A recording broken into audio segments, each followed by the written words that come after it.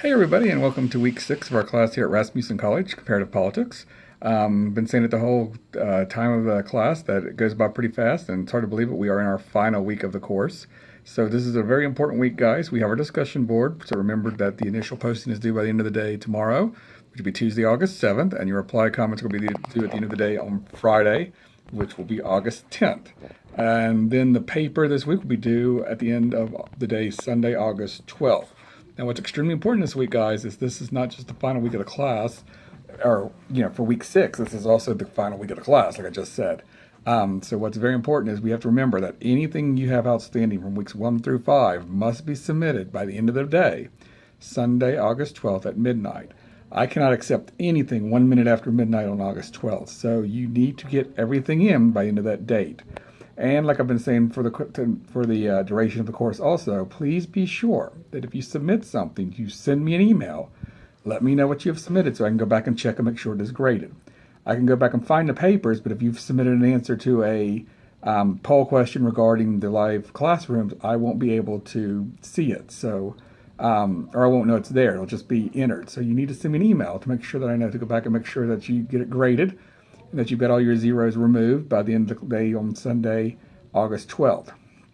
Also, guys, remember that our live classroom, our final one for the course, is going to be tomorrow night on Tuesday, August 7th from 7 to 8 p.m. Central Standard Time. One important thing about this paper this week, guys, this is a very short paper, and it's got 2 questions. It's got a Feinberg question, a question by Richard Feinberg, and a question regarding regarding Albert Einstein. So there's a question by Richard Feinberg and a question by Albert Einstein.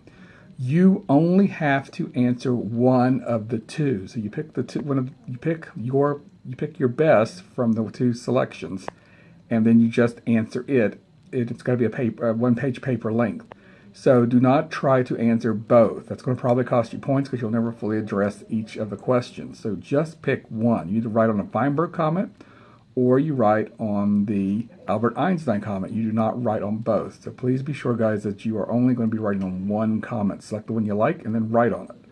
So big important thing there, guys. I've had students in the past try to do both, not follow directions, and it's cost them points because they never fully really addressed each one because they were devoting a paragraph to each one of the questions. So please do not write both of them. You're just going to pick one and write on one.